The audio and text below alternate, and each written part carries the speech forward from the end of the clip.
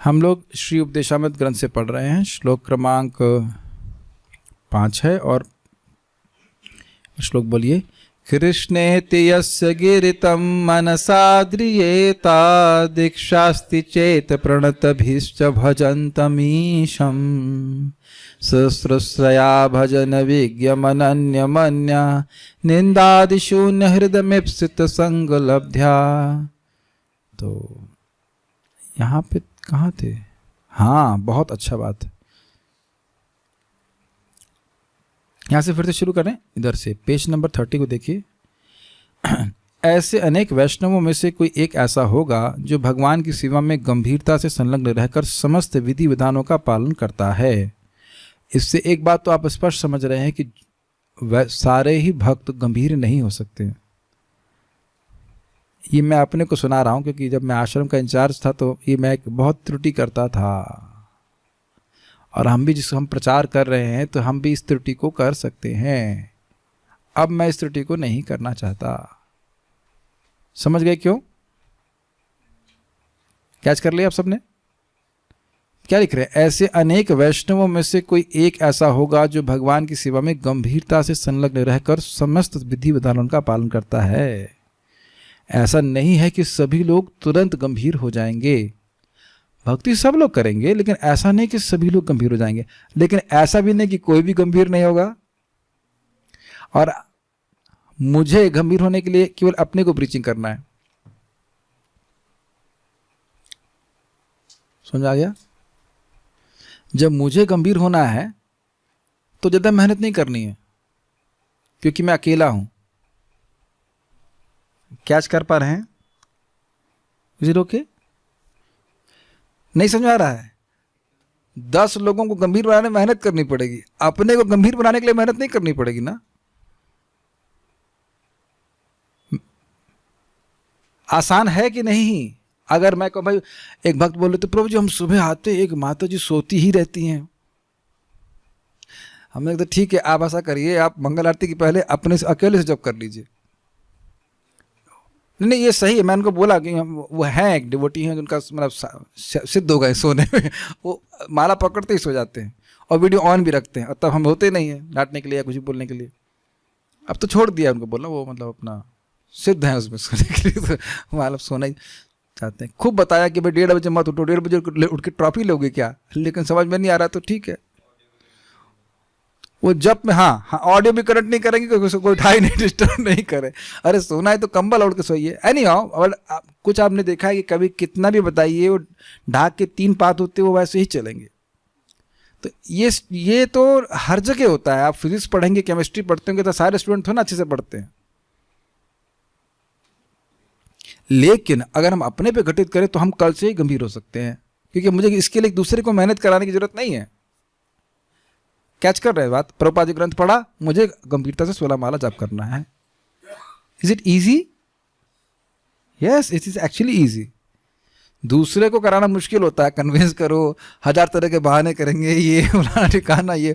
जिस दिन उनको समझ में आएगा वो अपने आप सीरियस हो जाते हैं। जो लोग भी सीरियस हैं वो समझ गए हैं, जो लोग सीरियस नहीं हैं उनको समझने में टाइम लगेगा।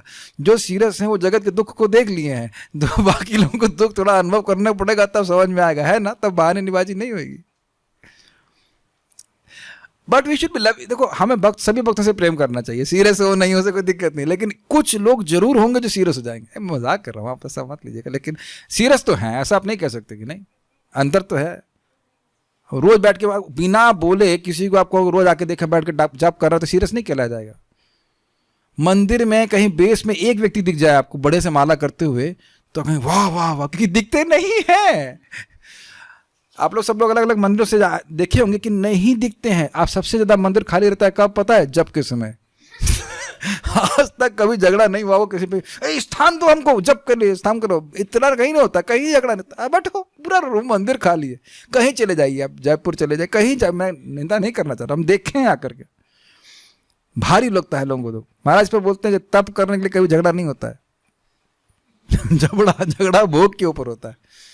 कभी हुआ कि जब के लिए बाल्टी चल रही है, नहीं करते, गंभीरता से संलग्न नहीं रहना चाहते। तो मैं एक आपको सिंपल से बात बताता हूँ विरोध की। अब मैं कह दूं कि कल एक नाम के 1 रुपए मिलेंगे, तो 16 माले कितने हो गए? 28,000। लेकिन अब ऐसे बैठना होगा, एकदम एकदम सोओगे नहीं। अगर एक बार भी सोए तो पूरा जुड़े हो जाएगा एकदम, और एक एक नाम बिल्कुल स्पष्ट होना चाहिए। भीड़ लग जाएगी लोगों की। एटलीस्ट अन्यों को तो पता नहीं कि इस्कॉन के डिवोटी तो पूरा बढ़िया से माला। प्रभु जी केवल 28,000, केवल 16, वाई 16, वाई नॉट 16,000? कर रहे हैं ना लोग, रात रात भर काम कर रहे हैं कि नहीं? अब आप सोचो, है ना हमारे मुंह पे बहुत बड़ा मतलब बहुत बड़ा कटाक्ष है कि एक ही नाम से अनंत लाभ मिल रहा है, लेकिन करने में आजा हमारे देह में दर्द हो रहा है, हमको बुखार है, नाकानाक बेरी कुछ करके आदमी आलस करता है। मैं ये उन लोगों के लिए बोला जो सीरियस नहीं है। आप जो लोग सीरियस है उनको गिरान नहीं करेंगे, सीरियस लोग तो भक्ति करते ही हैं। तो इससे पहले कि इस वर्णन को अपने पे घटित करें, ऐसे अनेक वैष्णवों में से कोई एक आपको जब ये पढ़ा जा रहा होता है तो क्या सोचता है व्यक्ति? ऐसे अनेक वैष्णवों में सब लोगों को देखते, ऐसे अनेक वैष्णवों में कोई एक बहुत जब भी भक्त सीरियल भक्त बोले तो ऐसे शुद्ध भक्त का वर्णन आता है कि एक शुद्ध भक्त भगवान से कुछ नहीं चाहता तो तुरंत हमारा हाँ ये मैं हूँ। और कुछ लोग सकाम भक्त होते हैं, हाँ वो सब लेकिन हम अपने को ग्रहण गिनने लगते हैं। ऐसे अनेक वैष्णवों में से कोई एक ऐसा होगा जो भगवान की सेवा में गंभीरता से संलग्न रहकर समस्त विधि विधानों का पालन करता है। अच्छा, अब आप ये विचार कर सकते हैं कि केवल कम लोग ऐसे क्यों होंगे? देखिए, भक्ति का विवेक लोगों का जागृत नहीं होता है कि भक्ति क्यों कर रहे हैं। प्राय तो लोग मैकेनिकली कर रहे होते हैं, पता ही नहीं होता। मोस्टली तो मैकेनिकली कर रहे होते हैं क्योंकि श्रवण का भाव होता है। और ये फोकस कि मैं भगवान की भक्ति प्राप्त करने के लिए कर रहा हूं, सुनने के बाद भी पश्चन अपि न पश्य दिखता नहीं है।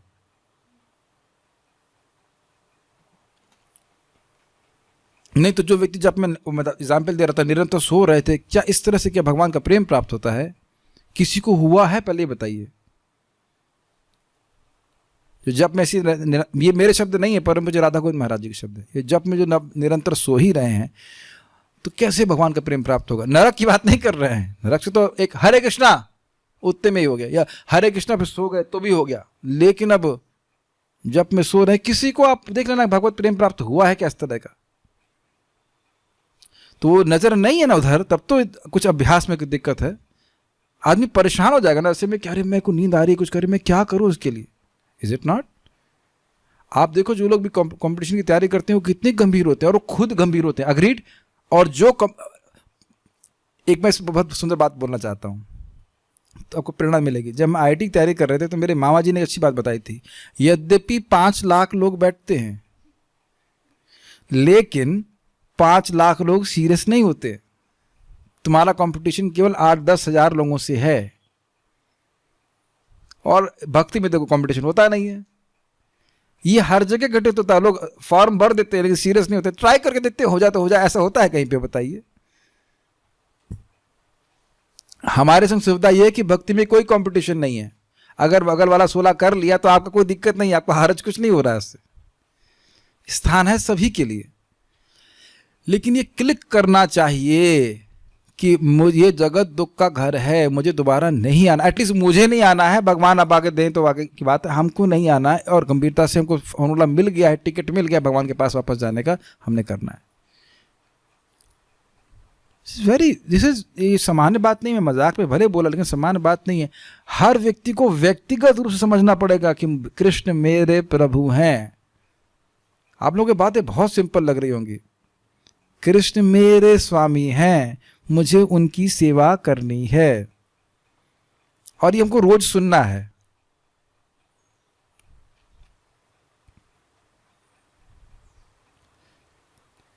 और क्या इसका लक्षण क्या है कि गंभीरता से भक्ति कर रहा है? जप माला का नियत संख्या में जप करता है तथा सदैव कृष्ण भावनामृत आंदोलन का विस्तार करने के विषय में विचार करता रहता है।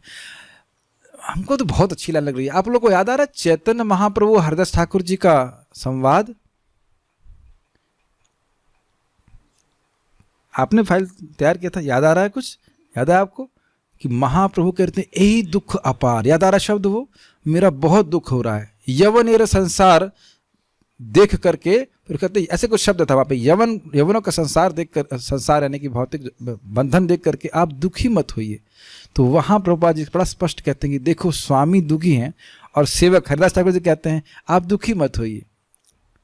स्वामी का दुख निवृत्ति करना ही सेवक का अस्तित्व है का कारण होता है, मानते हैं आप बात? तो बस सेवक का ही के लिए आप देखो जो सतपत्नी है वो पति को सुख देने का प्रयास करती रहती, यही सोचती रहेगी ना पति को कैसे सुख दे दें, पति को कैसे सुख दे दें, पति को कैसे सुख दे दें, इज इट नॉट? तो वहां बोलते नहीं वो हराम हराम बोलते हैं तो ऐसे करके उनका उद्धार हो जाएगा। फिर महाप्रभु ने क्या कहा, अरे पेड़ों कैसे उद्धार होगा, और क्या था, ये भी और निम्न पत्थर आदि सब बोले थे ना, स्थावर जंगम सभी का उद्धार कैसे होगा? याद आ रहा है आप लोग? भूल गए? सब भूल गए? थे आप क्लास में नहीं थे तब? थे तो सही, हाँ याद होगा ना कि सबके उद्धार के बारे में सोच रहे हैं, व्यग्र हैं महाप्रभु। तो आप उन्होंने बताया कि जब भक्त लोग जोर से हरे कृष्ण करते हैं तो पेड़ों का भी उद्धार हो जाता है, कीट पतंगों का भी उद्धार हो जाता है।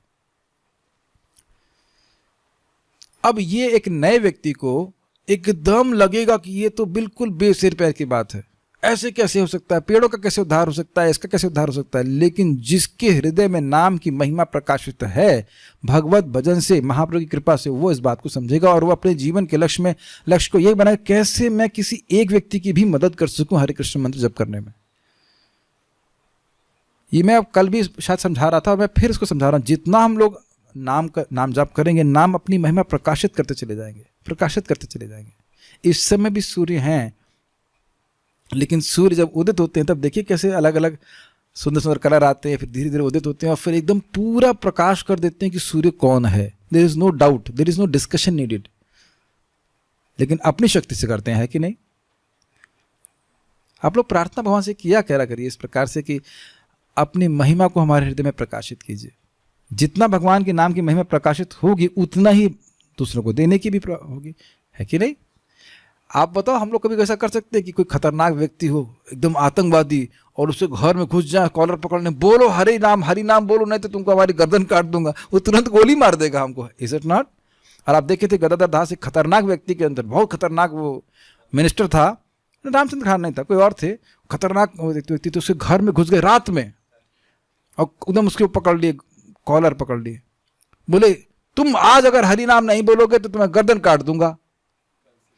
तो बोले गदाधर, वो पहले तो बहुत क्रोधित हुआ, फिर उनके प्रभाव को देख करके कहता गदाधर, वैसे देवी भगवान का नाम हुआ, कहते गदाधर मैं कल हरि नाम बोलूंगा। ओह तुमने बोल दिया, तुम्हारे अनंत जन्म के पाप नष्ट हो गए। What kind of faith, that faith drives that person. आप मेरी बात समझ पा रहे हैं? ये दिख रहा है कि हमारे जीवन को हमारी फेथ, हमारी श्रद्धा ड्राइव कर रही है।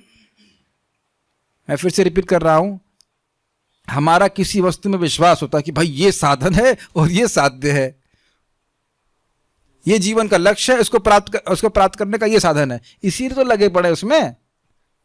मैं बोल ही रहा हूं, आप लोग को दिख रहा है बात, चाहे कुछ भी हो, चाहे वो हम लोग आईआईटी की तैयारी कर रहे हैं या नीट की तैयारी कर रहे हैं या आप कुछ अपना जो लक्ष्य दिख रहा है, कुछ साधन दिख रहा है, साधन कर रहे हैं, not naming giving some names, कोई सीए कर रहा है, कुछ भी कर रहा है, एमबीए कर रहा है, इज इट ओके? लेकिन ये दिखने लग जाए कि जीवन का साध्य है भगवत प्रेम प्राप्त करना और उसका एकमात्र तरीका है हरे कृष्णा कृष्ण कृष्ण हरे हरे, हरे राम राम राम हरे हरे, और दूसरों को नाम देना, ये दो सेवा करना, चैंटिंग हरे कृष्ण, स्प्रेडिंग हरे कृष्णा, तो फिर उसके अनुसार ही कार्य करेगा। मैं फिर एग्जाम्पल दूंगा, अगर कोई व्यक्ति आईआईटी की तैयारी कर रहा है तो वो नीट की तैयारी करेगा? दोनों लेके चलते हैं, और नीट वाले आईआईटी कुछ सोचेंगे नहीं। यानी कि जो आपने मान लिया, मैंने मान लिया कि एक गोल का है लाइफ का, तो बस उसी के लिए कार्य करेंगे, फिर और चीज के लिए कार्य नहीं करेंगे। ये मतलब होता है साध्य, जीवन का साध्य को समझने का, कैचिंग।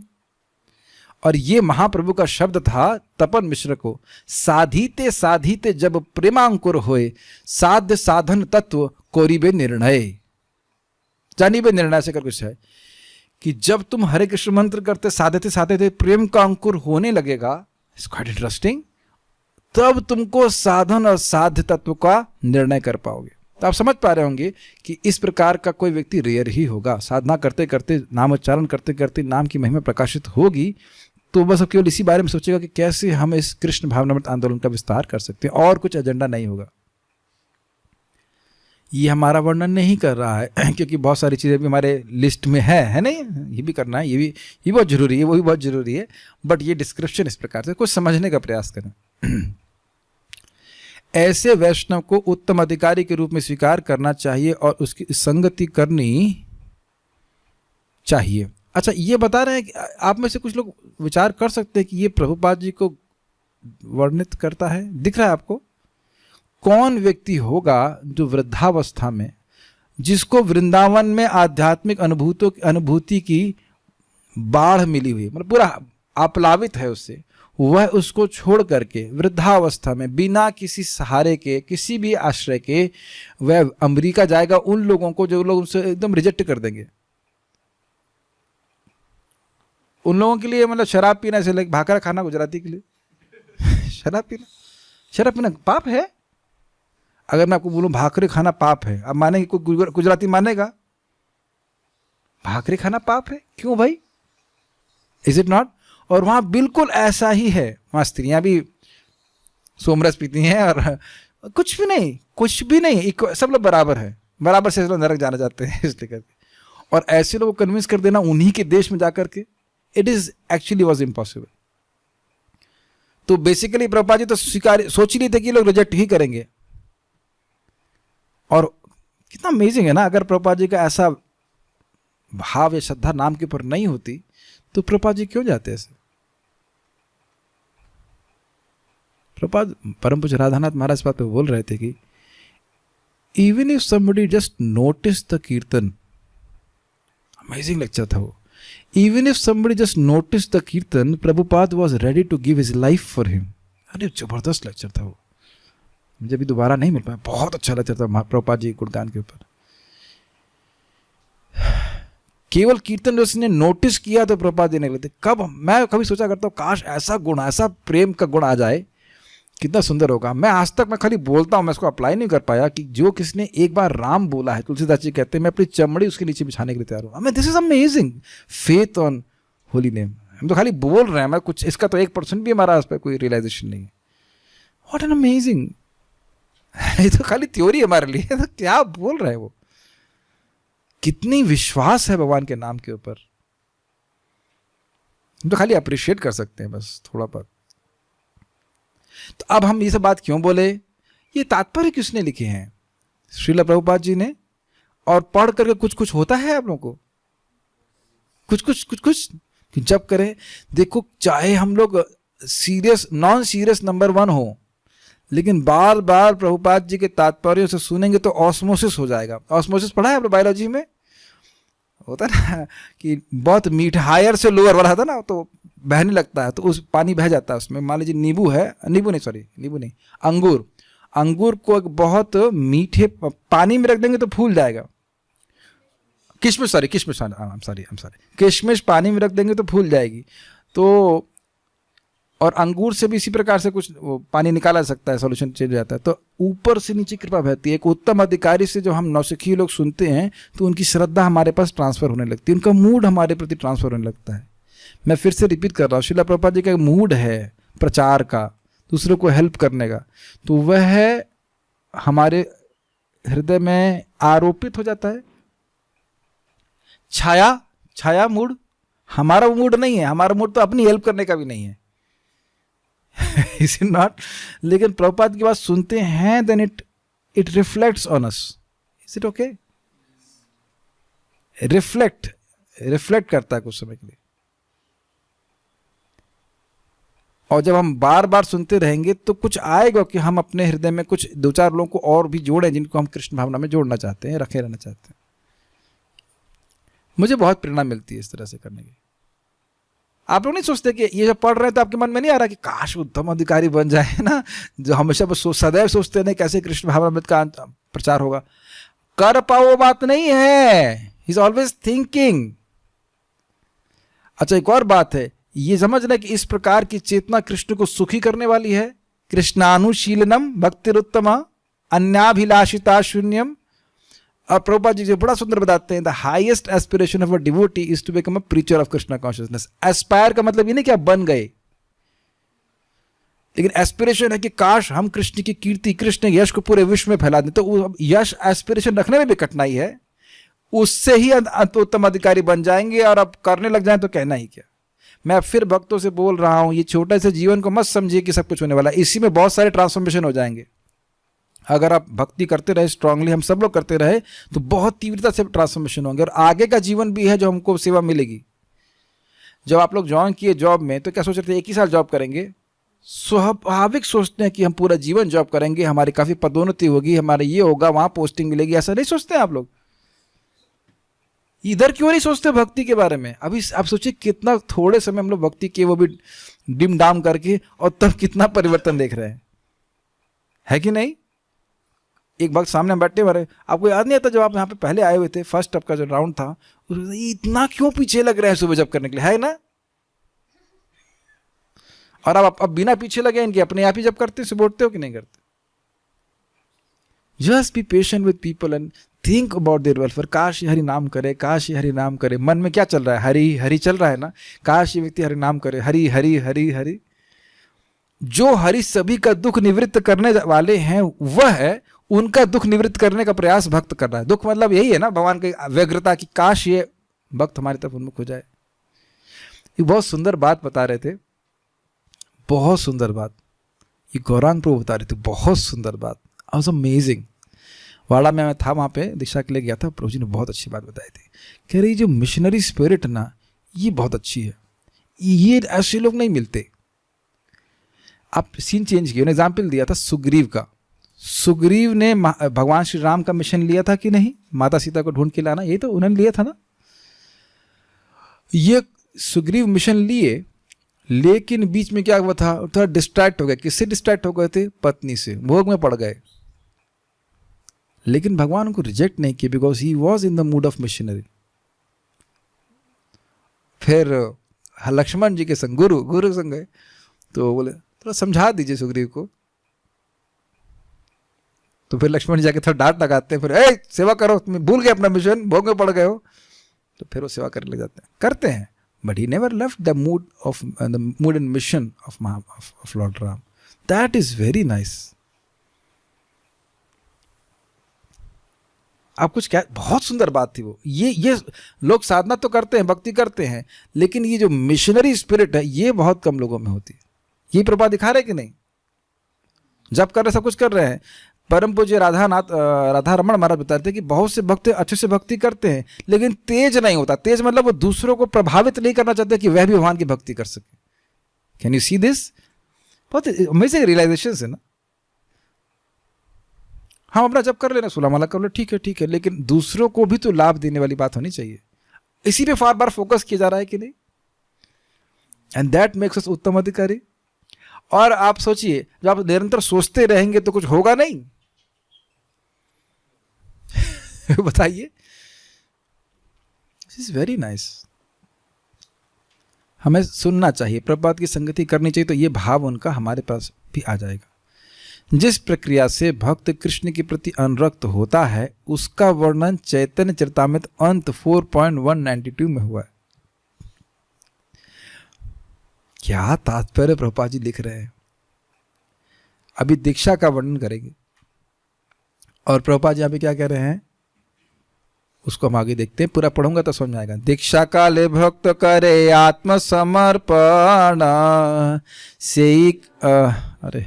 सेई काले कृष्ण तारे करे आत्मसम। सब लोग फिर से एक बार गाइए। दीक्षा काले भक्त करे आत्मसमर्पण, सेई काले कृष्ण तारे करे आत्मसम। दीक्षा काले भक्त करे आत्मसमर्पण, सेई काले कृष्ण तारे करे आत्मसम। Beautiful purpose. दीक्षा के समय जब भक्त भगवान के प्रति पूर्ण भाव से आत्मसमर्पण करता है, तो कृष्ण उसे अपने ही समान समझ कर स्वीकार कर लेते हैं। पूरा पढ़ूंगा फिर व्याख्या करूंगा। दीक्षा की व्याख्या श्रील जीव गोस्वामी द्वारा भक्ति संदर्भ में की गई है।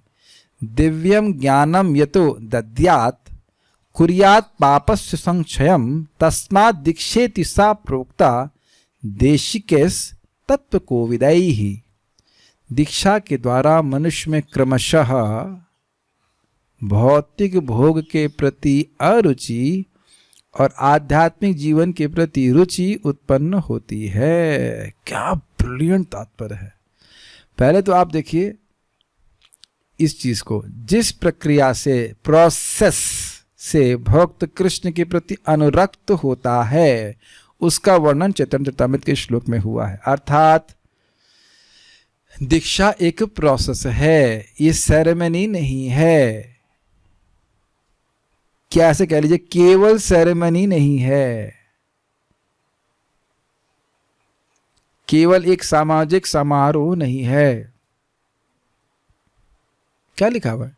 प्रक्रिया, जिस प्रक्रिया से, प्रक्रिया मतलब प्रोसेस, प्रोसेस मतलब एक लंबे टाइम स्पैन पे होगा।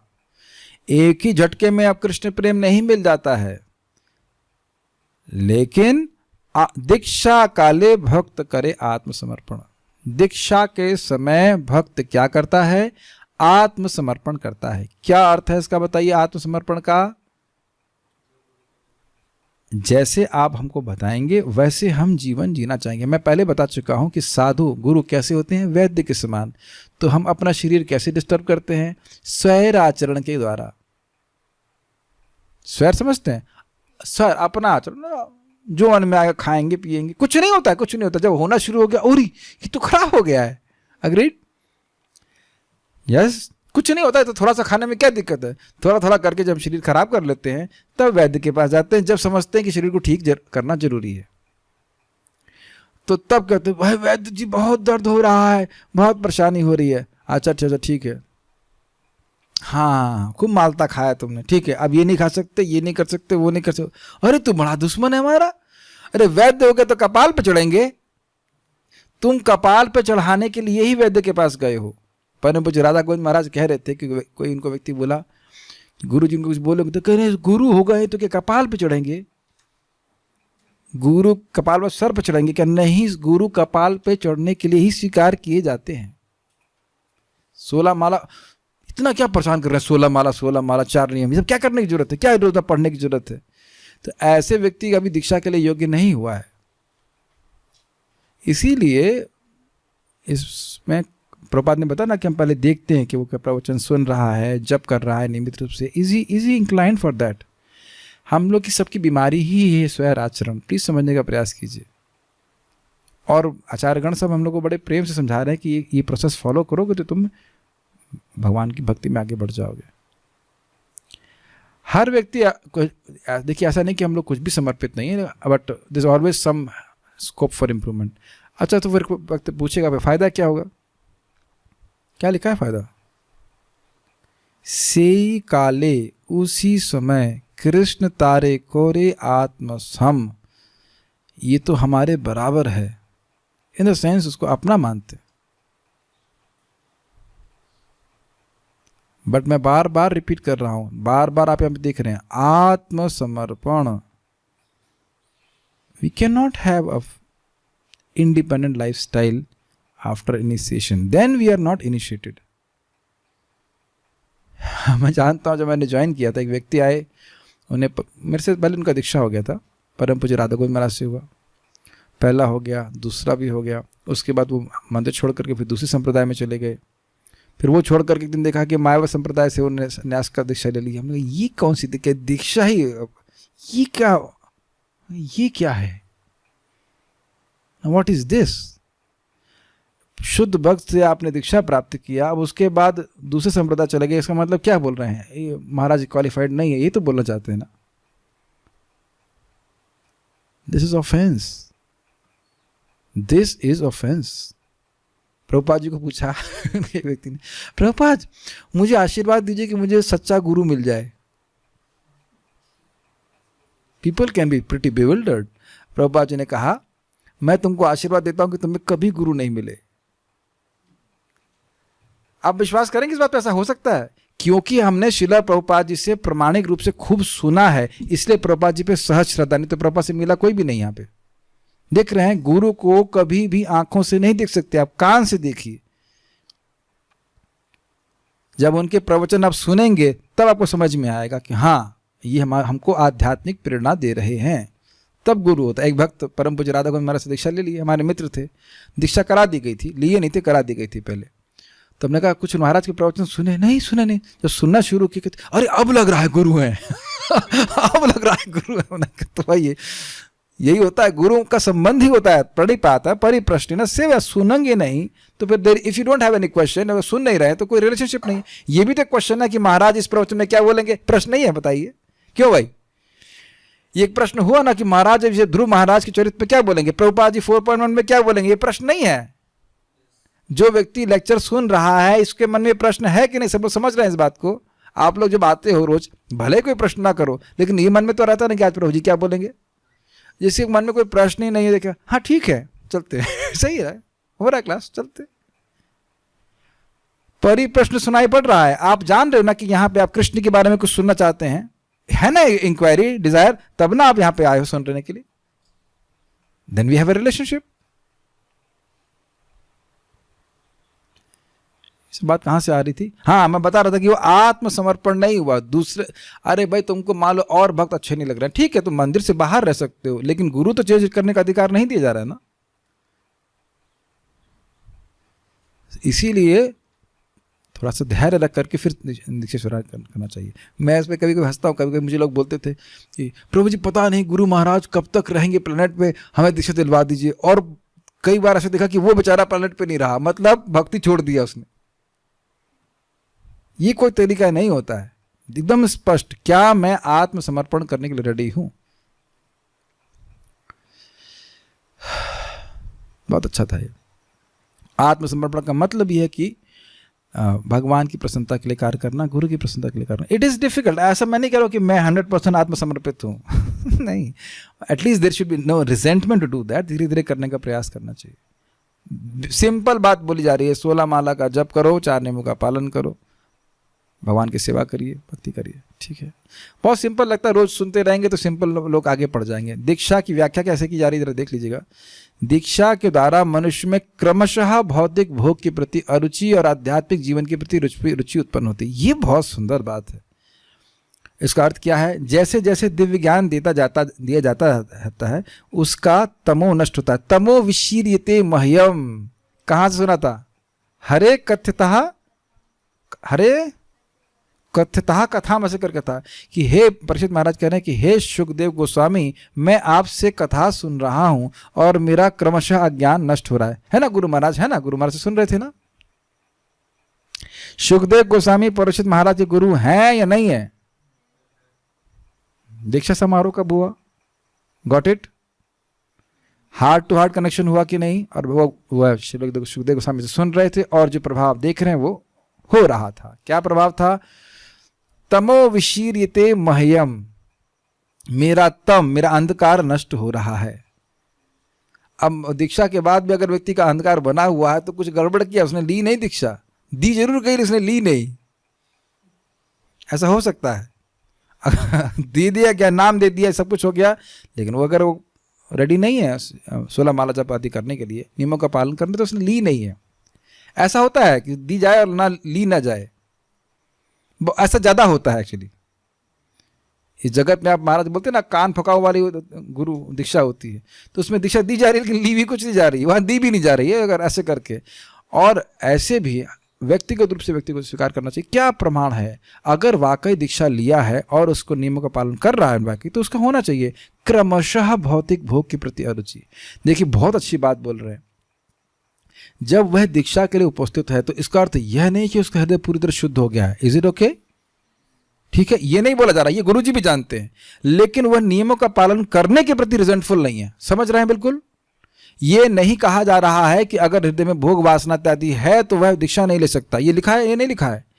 उसकी केवल इच्छा है आध्यात्मिक प्रगति करने के लिए, भगवान का भजन करने की, ये इच्छा भी है और भोग वासना भी है। ऐसा नहीं कि वो है ही नहीं भगवान की भजन की इच्छा।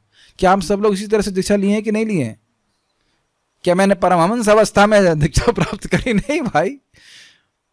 लेकिन आप जान रहे हो कि जब करते करते करते भोग वासना धीरे धीरे क्रमशः कम होती। क्रमशः शब्द रखा गया है। ऐसा नहीं सोचना चाहिए कि दीक्षा होगी और तुरंत कुछ पर निकल जाएगा।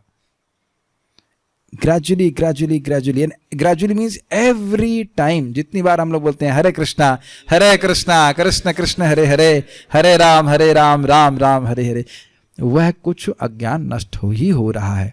आप लोग अगर कभी समय मिले तो सूर्य उदय को देखिएगा, बड़ा सुंदर एग्जाम्पल, आप समझ रहे हैं। सूर्य बिल्कुल नहीं दिखता, आज मैंने देखा था, इतना सुंदर लगा था, और एकदम गोल मोटोल सा प्यारा प्यारा सा सूर्य निकलता है, ऐसे तो बच्चे का सूर्य कट से ऐसे निकलता है, इतना प्यारे लग रहे थे सूर्यदेव, ऐसे कट से निकले वैसे एकदम गोल मोटोल से। उसके बाद थोड़ा और बड़े होंगे और उसका थोड़ा और गोल हो जाते हैं, एकदम पूरा गोल दिखाई पड़ते हैं, उनका रंग फिर चेंज हो जाता है, फिर और ऐसे करते करते फिर सूर्य की जब एकदम प्रकाश होता है तो एकदम नष्ट कर देता है सारा अंधकार। अंधकार तो नष्ट हो जाता है पहले, लेकिन एकदम ग्लेरिंग एफल्जेंस से कहना चाहिए, ग्लेरिंग नहीं सॉरी ग्लेरिंग एफल्जेंस, एकदम प्रकाशमान हो जाता है। अब आप जानते हो कि अभी इस समय 6:30 जो भी 6:20 पे हल्का हल्का प्रकाश हो रहा है, तो आप जानते हैं कि आगे सूर्य कुछ 1-2 घंटे में कैसे होने वाला है, लेकिन सब कुछ क्रमशः होगा, इस पे हमारा कुछ अधिकार नहीं है। मैं से मान लो भाई 6:30, अरे जल्दी करो भैया बहुत लेट हो गया है, आपके बोलने से कुछ नहीं होगा। होता है कभी बोलते हैं, धैर्य से देखते रहते हैं ना, वो सूर्य उदित हो जाता है। उसी प्रकार से भगवान का नाम उच्चारण करते करते क्रमशः नाम अपराध, नामाभास और शुद्ध नाम के स्तर पर व्यक्ति पहुंचता है। तो ये बहुत अच्छा है, और जैसे जैसे हमारा हृदय शुद्ध होता जाएगा, ये प्रैक्टिकल है। भौतिक भोग के प्रति अरुचि, भौतिक पढ़ाई आदि के प्रति भी अरुचि। हम लोग भले बोल देते हैं कि हरे कृष्णा करोगे पढ़ाई अच्छी होगी, लेकिन अच्छी तब होगी जब तुम्हें करना अच्छा लगेगा, और अच्छा ना लगे करना तो उसके लिए हमारी जिम्मेदारी नहीं, हम लोग झूठ बोलते हैं इस मामले में। हाँ, आपका मन पवित्र हो जाएगा और आपको पढ़ाई अच्छे से हो जाएगी ये हो जाएगा, लेकिन ये खाली ये बेचने की गिमिक्स समझते हैं, बेचने की टेक्निक्स है हरि नाम को। हाँ सब कुछ अच्छा हो जाएगा, सब कुछ अच्छा का झूठ नहीं बोल रहे हैं सब कुछ अच्छा हो जाएगा झूठ नहीं बोल रहे हैं, लेकिन जगत से विरक्त तो हो ही जाएंगे। एक वक्त हमको बड़ा कंप्लेन करते, आप लोग इतना प्रेम क्यों दिए हमको, अब कथा छोड़ी नहीं जा रही है हमको तो उन्होंने कहा अच्छा है ना, ये तो हुआ कि मान लो कोई किसी को बुखार है 104, अब प्रेम से कोई दे, ये देखो खा लो इसको, अरे भैया हमारा 104 था 102 हो गया है, बड़ी दिक्कत हो रही है, 2 डिग्री कम हो गया, ये तो बेवकूफी की बात है। It has to happen. मैं मजाक में नहीं बोल रहा हूं, अगर ये सिम्टम हम देख रहे हैं तो हमारी दीक्षा हो चुकी है। अपग्रेड नाउ, उसका समाजीकरण हो जाए वो तो है ही, और वो होना भी चाहिए एक समय पॉइंट ऑफ टाइम में। लेकिन अगर आप देख रहे हैं कि तमो विशीरिते मह्यम, मेरा तम नष्ट हो रहा है, तो उसका मतलब है कि दीक्षा हो गई है। ये देखिए प्रैक्टिकल है। देखो भाई, मैं आप लोगों के सामने रख रहा हूं, कोई विरोध हो, कोई अलग एंगल तो आप बिल्कुल प्रस्तुत कर सकते हो। माइक को हम सहन कर लेंगे, माइक की किरकिराहट भी होगी तो माइक लगा करके और आपको मौका दिया जाएगा। आपके सामने प्रभुपाद जी का ये तात्पर्य है। कोई विरोध, कुछ बात बोलना चाहते हैं, अगर वाकई दीक्षा हुई है तो व्यक्ति चाहे भोग वासना से वासित हो, खूब पूड़ी पकौड़ी खाना चाहता हो, लेकिन नहीं प्रसाद खाओ, अच्छा ठीक है गुरुजी प्रसाद खाऊंगा, पूड़ी खाऊंगा 8-10 पूड़ी भी खाऊंगा, ठीक है, लेकिन प्रसाद भगवान को भोग लगा के खाऊंगा। तो ये भोग वासना तो नहीं जा रही है कि मैं पूड़ी खाऊंगा, लेकिन भगवान को अर्पित करके खा रहा तो धीरे धीरे करके शुद्ध होता चला जाएगा। एक दिन पूड़ी छोड़ देगा, रोटी खाएगा, सिंपल। मैं ये प्रीचिंग नहीं कर रहा हूं कि पूड़ी खाओ कि रोटी खाओ, जिस स्तर पे है वहीं से भक्ति करता चलाएगा तो क्रमशः भौतिक भोग के प्रति अरुचि और आध्यात्मिक जीवन के प्रति रुचि उत्पन्न होती है। This is very nice. फिर प्रपात देखिए, इसको बहुत सुंदरता से समझा रहे हैं। हमने इसके अनेक व्यवहारिक उदाहरण विशेषतया यूरोप तथा अमेरिका में देखे हैं। ऐसे अनेक छात्र हैं जो धनी तथा सम्मानित परिवारों से हमारे पास आते हैं। उनमें बहुत जल्दी ही भौतिक भोग के प्रति रुचि का अभाव हो जाता है और आध्यात्मिक जीवन में प्रवेश करने के लिए वे अत्यंत उत्सुक हो जाते हैं। यद्यपि वे अत्यंत धनी परिवारों से आते हैं तो भी उनमें से अनेक ऐसे जीवन दशाओं को स्वीकार करते हैं जो बहुत सुखदायी नहीं होती हैं। ये प्रभुपाद जी अप्रिशिएट कर रहे हैं उन भक्तों को जो उस समय जुड़े थे और बहुत ही कठिन परिस्थितियों में कृष्ण भावना का प्रचार करने में प्रभुपाद जी का सहायता कर रहे थे। ये परम पूज्य भक्ति बद्री नारायण महाराज के पिताजी मिलीनियर हैं और उनके नाम पे मिलियंस ऑफ डॉलर्स जमा भी किए हैं। बस ये बोला कि तुम इस्कॉन को 1 रुपया नहीं दे सकते हो, अपने पे खर्च कर सकते हो। ऐसा हमने सुना है। गिरिराज महाराज, परम पूज्य गिरिराज महाराज के पिताजी बड़े प्रसिद्ध एडवोकेट थे और पिताजी को चेक, क्षमा कीजिए, प्रभुपाद जी को चेक लिख दिए ब्लैंक चेक, कहते जो अमाउंट भरना है भर दीजिए, मेरे बच्चे को वापस कर दीजिए। प्रभुपाद ने कहा चेक वापस ले लीजिए, हम तो उसको होल्ड नहीं किए। This is see how Prabhupada ji का प्रेम कितना था। काश हम सब लोग ऐसे प्रेमी बन जाए ना, तो पूरा जगत को अप्लावित कर देंगे कृष्ण भावना से। लेकिन प्रेम अभी इतना जागृत नहीं हो रहा है, नहीं ना? कितने अट्रैक्टिव हो जाएंगे हम लोग, हम सभी लोग। कौन ऐसा कर सकता है ना? प्रभुपाद जी के पास 1 रुपया नहीं है और उनको महाराज जी छोड़ना नहीं चाह रहे थे। महाराज मतलब उस टाइम वो ब्रह्मचारी थे, और पिताजी के पास अपार पैसा है, बहुत पैसा है, और वहां नहीं जाना चाहते। तो ये दिखा रहा है कि भौतिक भोग के प्रति बिल्कुल अरुचि है। निसंदेह वे कृष्ण के लिए कोई भी जीवन दशा स्वीकार करने के लिए तैयार रहते हैं, यदि वे मंदिर में रह सकें तथा वैष्णव की संगति कर सके। तो मेन बात मंदिर में रहने का क्या प्रयोजन है? वैष्णव संगति होनी, भक्तों की संगति हो, उसमें हम श्रवण कीर्तन कर सके, रोटी तोड़ने के लिए नहीं केवल। कभी कभी रोटी टूटती भी नहीं है ठीक है। जब कोई भौतिक भोग के प्रति इस प्रकार उदासीन हो जाता है, तब वह गुरु द्वारा दीक्षा पाने के लिए योग्य बन जाता है।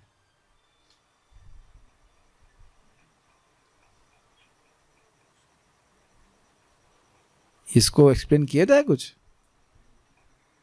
जब कोई भौतिक भोग के प्रति इस प्रकार उदासीन हो जाता है, तब वह गुरु द्वारा दीक्षा पाने के लिए योग्य बन जाता है। ये तो अजीब सा लग रहा है। हम तो सोच रहे थे कि भौतिक भोग के बाद, हम दीक्षा के बाद समझ में आ रहा होगा, हम तो ये सोच रहे थे कि दीक्षा मिल जाएगी फिर हम भौतिक भोग के प्रति उदासीन होंगे।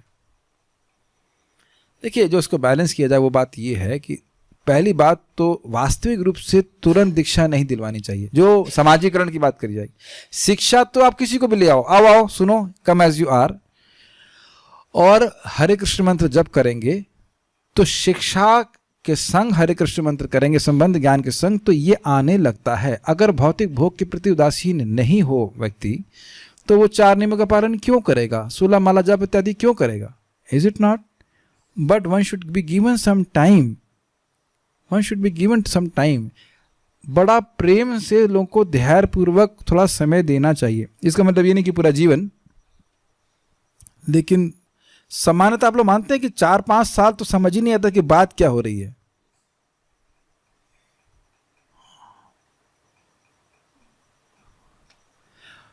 पहली बात तो देखिए, 4-5 साल तो सुनने को भी नहीं मिलता नियमित रूप से। ये इस प्रकार से सुविधा तो हमको अभी मिल रही है कि नियमित रूप से सुन पाते हैं। आप लोग कभी कल्पना भी नहीं कर सकते ना रोज सुनने को मिल जाए। तो अगर नियमित रूप से पढ़ेंगे तो इसके प्रोसेस ऑब्वियसली थोड़ा फास्ट हो जाता है, लेकिन फिर भी मैं देख रहा हूं कि इट टेक्स टाइम। तो आप भी अपने को समय दीजिए, आपके जो काउंसलर हैं वह भी आपको थोड़ा समय दें, थोड़ा समझें। और अब मान लीजिए दीक्षा ले ली तो अब क्या करें? तो सुनिए, फिर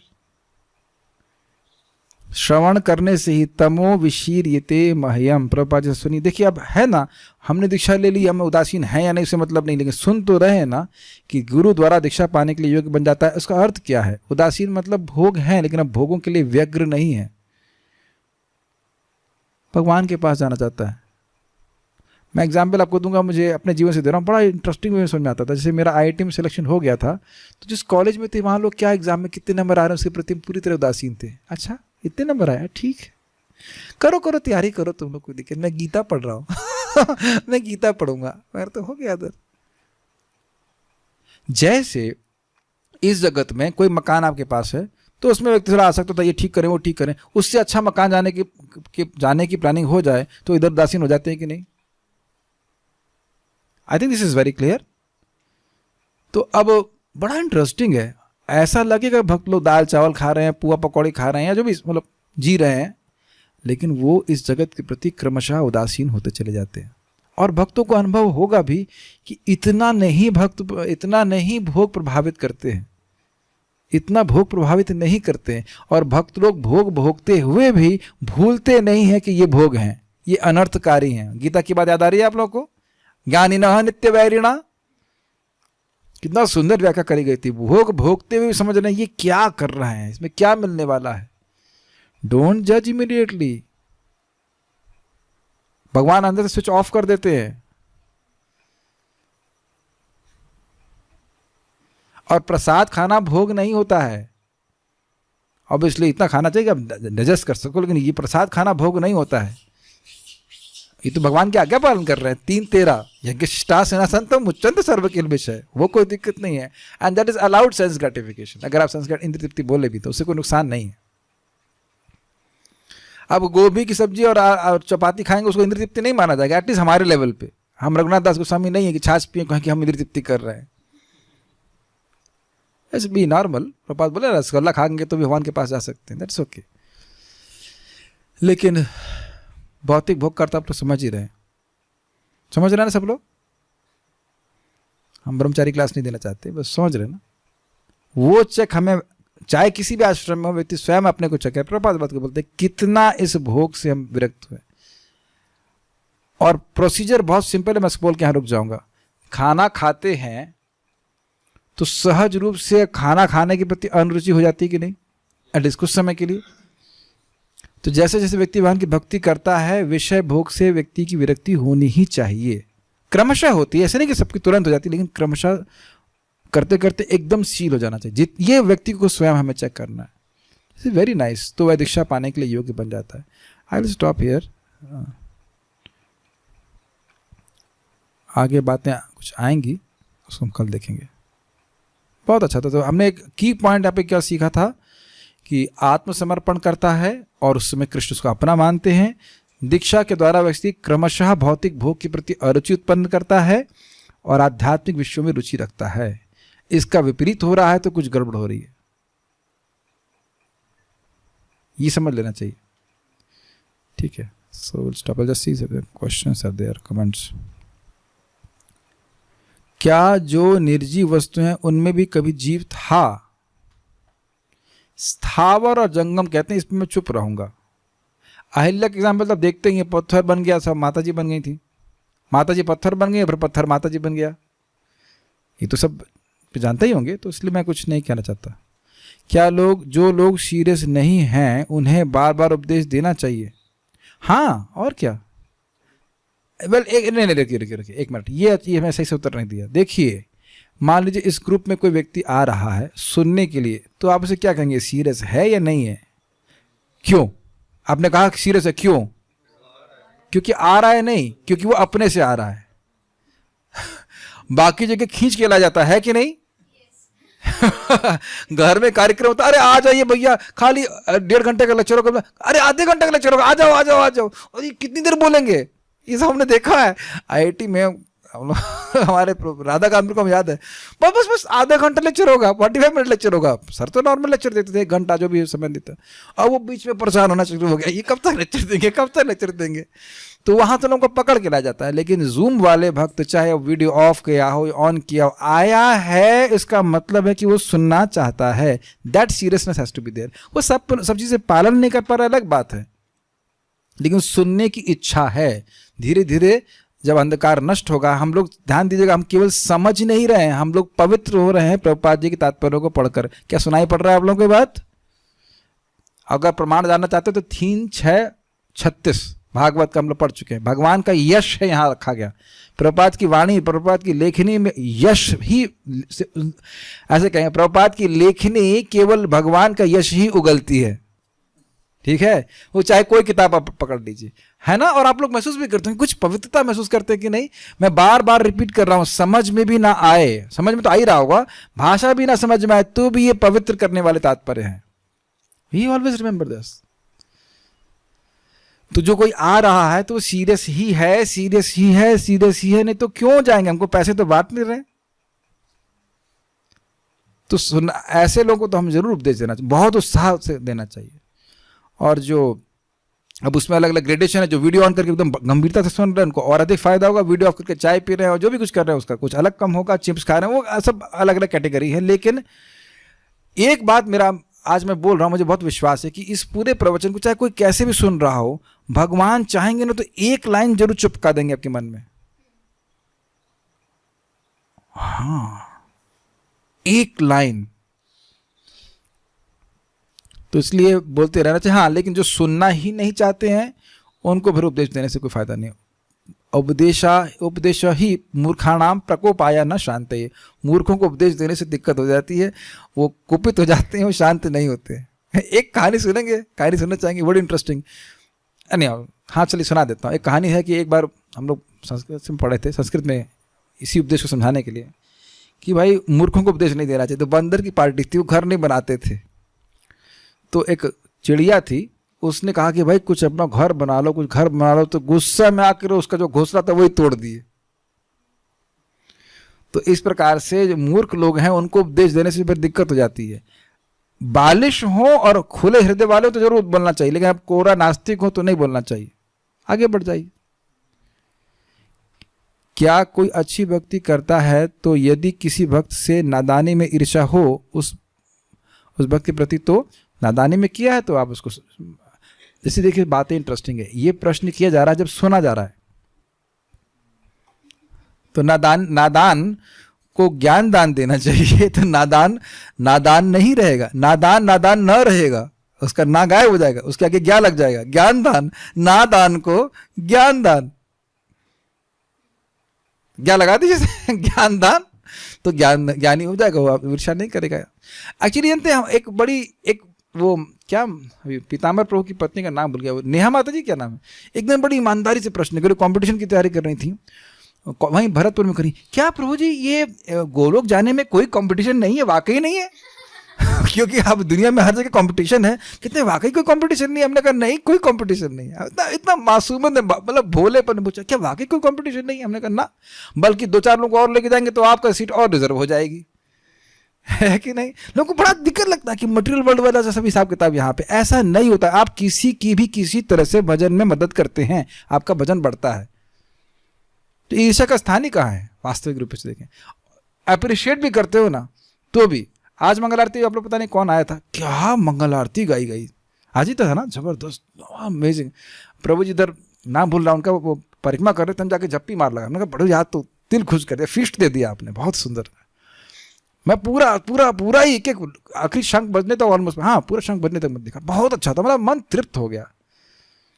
तो we can always appreciate a devotee suitably. क्या जो ये हो गया। और क्या पूछ रहे हैं? दीक्षा के समय गुरु महाराज सिंस अपने ऊपर ले लेते हैं, परंतु भक्त भटक कर कहीं चला गया तो क्या उसने जो ऑफेंस किया है उसकी सफरिंग किसको सफ़र करनी होती है? देखिए ये अच्छा प्रश्न है। गुरु कोई डस्टबिन नहीं है। अगर गुरु को हमने त्याग दिया तो फिर गुरु रिस्पॉन्सिबिलिटी क्यों लेंगे? वहां कचरा काफी इकट्ठा हो गया, कहाँ डस्टबिन? हाँ, अपना कचरा डस्टबिन में ही डालें, हाँ गुरु जी को सारा पाप चढ़ा दो, बात ऐसे थोड़ा होता है। This a contract, contract is you will follow. तब कुछ गलती हो जाती है तो इसलिए व्यक्ति को, एक्चुअली बहुत डिफिकल्ट बात है, लेकिन व्यक्ति को स्वीकार करना चाहिए कि मैं कुछ गलत करूंगा तो उसका रिएक्शन गुरु महाराज के बाद आएगा। So that's very serious.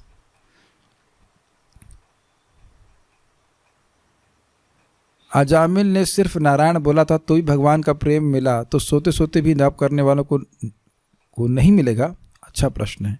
ये बताइए क्या अजामिल ने सोते हुए नारायण बोला था? वो नारायण बोलते हुए सो नहीं रहा था। और देखिए तुरंत भगवान का प्रेम नहीं मिला था, प्रेम बढ़ता जाता है, बात है ऐसा नहीं कि मैं वो शुद्धिकरण होता है। लेकिन अब विचार करना चाहिए उसकी, अगर इतनी सी तिल बराबर की श्रद्धा होगी और उसे बोलेंगे तुमको एक नाम से अनंत लाभ मिला, तब सो जाएगा। मैं एग्जाम्पल दे चुका हूँ, जेम स्टोन वाले से मैं मिला था, और जेम स्टोन की कितनी भी वैल्यू हो, मान लो 1000 रुपये क्या, 5000 रुपये कैरेट, कुछ भी कह लीजिए, उन्होंने कहा आप कभी कभी रात में देर क्यों हो जाता, कहते वो मुझे खुद गिनने पड़ते हैं, एक एक स्टोन को वो खुद गिनता है, तो सो जाएगा वो। रात में 3 बजे तक गिनते रहते हैं, तब भी नहीं सोते, क्योंकि उसकी वैल्यू समझते हैं। अग्रीड? मैंने बड़ी सुंदर शिक्षा मिलती है कृष्ण भावना में ना, आपको कहीं से भी शिक्षा मिल जाती है। वाह, एक एक जेमस्टोन को गिनने के लिए बड़ी मुश्किल से आते हैं भैया, एक स्टोन भी गड़बड़ हो जाएगा तो दिक्कत हो जाएगी। कि पैसे की वैल्यू है, पैसे तो मृत्यु से बचा लेता है ना, नहीं होता, कोई पेमेंट नहीं होता, यमदूतों को यमयान नहीं होता है। और यहाँ नाम ने रक्षा करी है अजामिल की, और नाम इतना पवित्र करने वाला है, चिंतामणि नाम है, उसको आदमी गिनने में सोच रहा है होगा कोई बात नहीं, 16 माला की जगह 14 भी हो जाएंगे तो क्या दिक्कत है, ये नहीं भी होंगी तो क्या दिक्कत है। तो विचार कर लेना चाहिए, आगे क्लियर हो जाएगा। आदर पूर्वक और अनुदिनम, तब नाम में रुचि प्राप्त होगी। और अगर भगवान का प्रेम प्राप्त होगा तो सोएगा वो जब करते समय। ये खुद चेक कर ले कि प्रगति हो रही, कि प्रगति का लक्षण बड़ा स्पष्ट है, भौतिक भोग में अरुचि और आध्यात्मिक विषय में रुचि। तो ये रुचि कहाँ है, वही स्थिति बन रही ना। अरे अगर ऐसे ही कर रहा है तो ये आध्यात्मिक विषय में रुचि बन रही है, आप विचार कर लीजिए। फल न परिचय। यदि कोई भक्तों की निंदा करे तो क्या करना चाहिए, क्या इनकी भी उपेक्षा करनी चाहिए? हाँ, उनसे दूर रहना चाहिए। ओके। राम जी सीता जी प्रणाम मंत्र क्या है, हमको पता नहीं है। That is not given in संप्रदाय, वी कैन अंडरस्टैंड दैट, हमको पता नहीं है मतलब। सो will stop here. Shri Upadeshamrita की जय, श्रील प्रभुपाद की जय, निताई गौर प्रेमानंदे।